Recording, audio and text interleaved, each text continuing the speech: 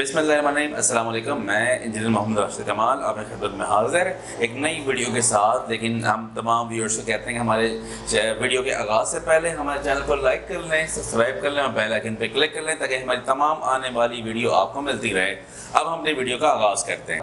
आज हम एक जो टॉपिक था हमारा प्रीवियस वीडियो के अंदर, अगर आप देखना चाहें हमारे चैनल के अंदर, तो हमने दो टॉपिक कवर किए थे अपने चैनल के अंदर। सबसे पहला था हमारा कॉन्जुगेट, जिसको हमने कहा था कि कोई भी नंबर अगर विद रूट है विदाउट रूट है तो उसका कॉन्जुगेट कैसे मालूम करते हैं। उसके बाद उस कॉन्जुगेट को लेकर हमने रैशनलाइज किया था कुछ नंबरों को। अब इन दोनों चीज़ों को पढ़ने के बाद हम कुछ एप्लीकेशन की तरफ बढ़ते हैं। इसके वो एप्लीकेशन क्या है, देखें ये सवाल हमारे पास गिवन है कि हमें जैसे x की वैल्यू दी हुई है, दैट इज 8 - 3√7, और इसी तरीके से x की वैल्यू देने के बाद x + 1/x होल स्क्वायर हमने फाइंड आउट करना है। अब जरा गौर करें इसमें कि अगर मुझे इस तरह वैल्यू दी हुई है और इसे हमने सॉल्व करना है, तो सबसे पहले हम मालूम करेंगे 4 1/x। देखें, जब आपने सॉल्व करना है x + 1/x की वैल्यू को, जो कि हम इसका स्क्वायर निकालना है हमने, तो हम जरा इसको मालूम करते हैं। कैसे मालूम करेंगे हम इसे? अब मालूम करने के लिए x की वैल्यू हमें गिवन है, लेकिन हमें क्या नहीं गिवन, 1/x की वैल्यू नहीं पता। तो हम पहले 1/x की वैल्यू को फाइंड आउट करेंगे। तो 1/x कैसे फाइंड आउट होता है, आप जरा देखें कि 1/x को कैसे मालूम करना होगा आपको। आप लिखेंगे 1/x, 1 भी लिखेंगे, और x की जगह जो वैल्यू आपको दी हुई है वो आप लिख देंगे।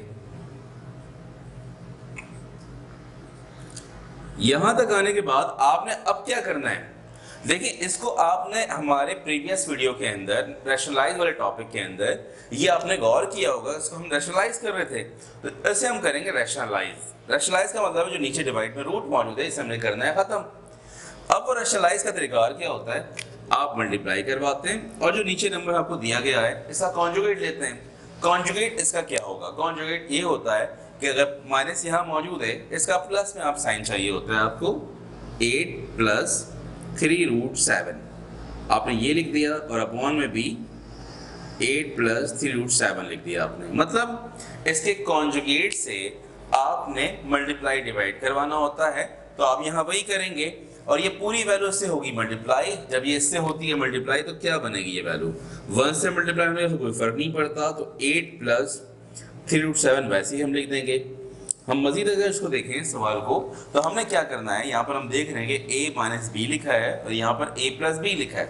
तो अब हमने सिंपली तौर पर इसको क्या करना है कि a² - b² की तरफ फार्मूला अप्लाई करना है। जैसे कि हम फार्मूले को जानते हैं, फार्मूला क्या होता है कि a + b, और साथ में अगर a - b मौजूद है तो ये बराबर होता है a² - b² के। तो हमने सिंपली ये फार्मूला यहाँ पर अप्लाई करना है कि a - b और a + b।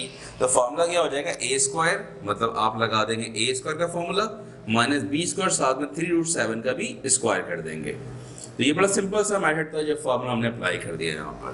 तो ऊपर की वैल्यू में कोई तब्दीली आएगी नहीं, ये वैसे लिख देंगे कि 8 + 3√7 और अपॉन में 8 का स्क्वायर, मतलब 8 का स्क्वायर का मतलब है कि 8 को आप 2 टाइम्स मल्टीप्लाई करवाएंगे। 8 × 8 = 64 वो लिख देंगे यहाँ पर।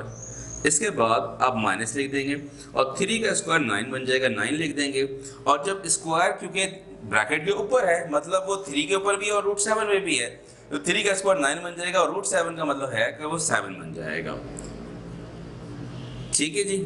अब इसके आगे आपने क्या करना है, देखें 8 + 3√7 वैसे ही जो नॉमिनेटर की वैल्यू उसमें कोई फर्क पड़ेगा नहीं, और हम लिखेंगे 64 - 9/7 की वैल्यू क्या आ जाती है, 9/7 की वैल्यू आती है 63, तो आप वो 63 लिख देंगे यहाँ पर। अब आप जानते हैं कि 8 + 3√7 उससे कोई फर्क नहीं पड़ता, आप यहाँ पर वही वैल्यू लिखेंगे 8 + 3√7, और 64 में से जब 63 माइनस करेंगे तो वैल्यू बचती है 1, जो कि आपको लिखने की जरूरत नहीं है।